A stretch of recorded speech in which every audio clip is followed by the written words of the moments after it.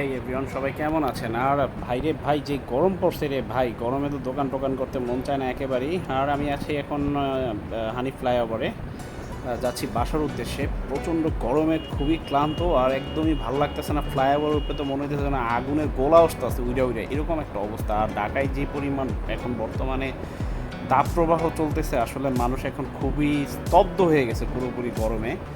আর আমি বাসার উদ্দেশ্যে রওনা দিয়েছি আজকে। আমার ভীষণ প্রেশারটা ফল্ট করছে, মাথাও ভীষণ ব্যথা। জলদি করে বাসায় চলে যাব। তো চলেন আপনাদের সাথে যেতে যেতে গল্প করি। আর এই গরমের মধ্যে কে কী অবস্থায় আছেন, আসলে কী সিচুয়েশানে আছেন, সবাই চাইলে আমাদের সাথে একটু শেয়ার টেয়ার করতে পারেন। আসলে এখন কীভাবে চলা উচিত বা কার কী পরামর্শ আছে, সবাই আমাদের সাথে একটু আলাপ আলোচনা করতে পারেন। আর আমার গাড়ি তো রিসেন্ট আমি খুব কম চালাই, সত্যি কথা বলতে যেটা। তো আজকে গাড়ি প্রায় 14,000 কিলো চলতেছে। তো আপনাদের সাথে এই ব্যাপারটা শেয়ার করবো যে 14,000 কিলোতে কি সে বুড়ো হয়ে গেল কিনা, আর দেখি যেতে যেতে একটা টপ স্পিডটা রেকর্ড করে ফেলতে পারি কিনা, এক্সপ্রেডে কতটুকু টপ দেয়, কার কত ড্যামরা এক্সপ্রেসওয়েতে। কারণ দ্রুত যাব বাসায়, এটা হচ্ছে মূল কথা। আর যতটুকু স্পিড উঠবে ততটুকু উঠাবো আজকে, কারণ 2 দিন আগে গাড়িটা সার্ভিস দিছি। আজকে গাড়িটা একটু টপটা চেক করব। তো চলেন একসাথে।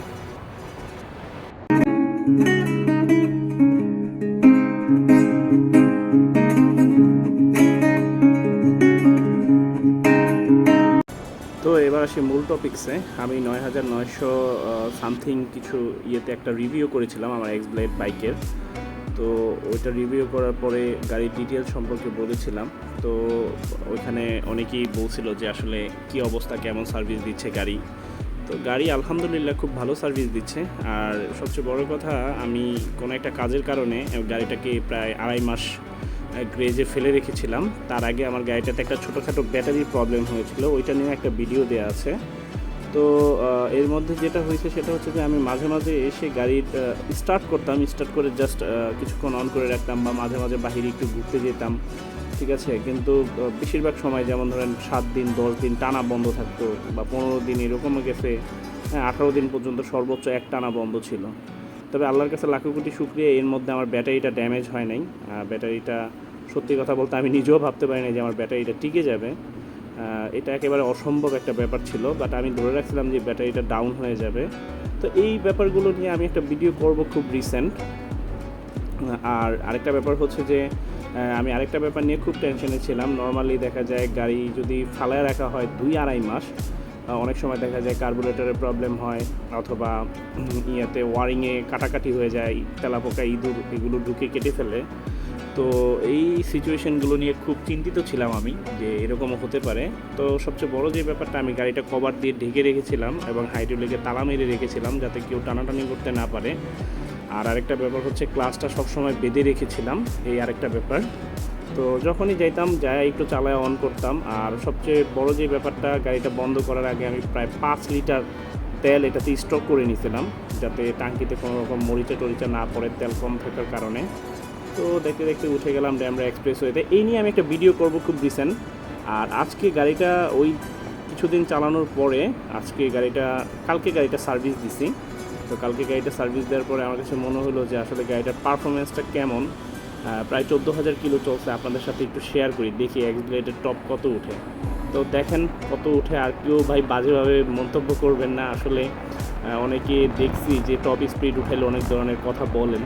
আমি এটার জন্য আন্তরিকভাবে দুঃখিত যে আসলে আমি চেক করতাম না, আপনাদের সাথে শেয়ার করতাম না, কিন্তু তারপরেও শেয়ার করতেছি। কিছু কিছু ভাই ব্রাদার আছে যারা একবারে টপ স্পিডটা দেখতে চায়। তো দেখেন কত উঠে। হ্যাঁ, ওকে।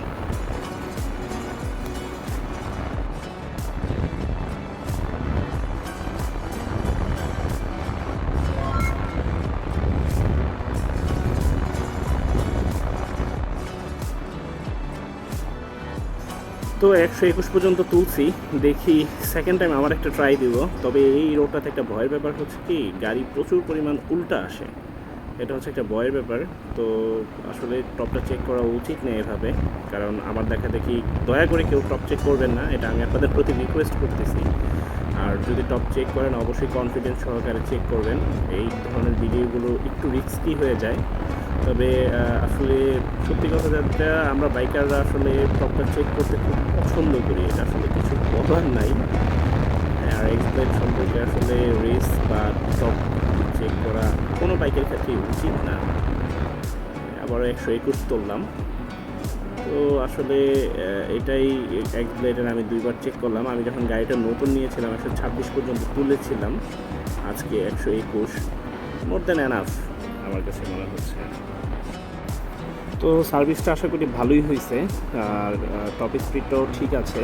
আর একটা জিনিস আমার কাছে একটু ডাউট লাগতেছে, সেটা হচ্ছে সাউন্ডটা একটু চেঞ্জ হয়ে গেছে। আমার কাছে মনে হচ্ছে টাইমিং চেনের সাউন্ডটা একটু বেশি, এরকম কিছু একটা ট্যাপে অ্যাডজাস্ট করাইছিলাম। তো আমি টপটা তুলতাম না, মূলত সার্ভিসিং করার কারণে আমি টপটা তুলছি। কারণ স্বাভাবিক অর্থেই ওর পারফরমেন্সটা চেক করে নেওয়াটা আমার জন্য এটা খুব স্বাভাবিক একটা ব্যাপার ছিল। কারণ আমি তেলের লাইনের কাজ করাইছি উইথ আপনার ট্র্যাপিট অ্যাডজাস্ট করাইছি, সব কিছু আমার চেক করে নেওয়াটা স্বাভাবিক, এই জন্যই টপটা তোলা। তো আমি আপনাদেরকে একটা কথা বলবো, যারাই টপ তুলবেন না কেন, আমরা বাইকাররা নর্মালি টপ তুলি, হ্যাঁ, এটা বললেও তুলি, না বললেও তুলি, তবে চেষ্টা করবেন যে সেফ জোনে তোলার। কারণ লাইফ আপনার, সিদ্ধান্ত আপনার, সব কিছু কিন্তু আপনার। আমি কাউকে উৎসাহিত করব না টপ তোলার জন্য, তবে সেফটি জোনে তুললে আমি সেটাও না বলবো না। কারণ প্রত্যেকটা বাইকার অবশ্যই তাদের একটা ড্রিম বাইক কিনে তাদের স্বপ্ন পূরণ করার জন্য।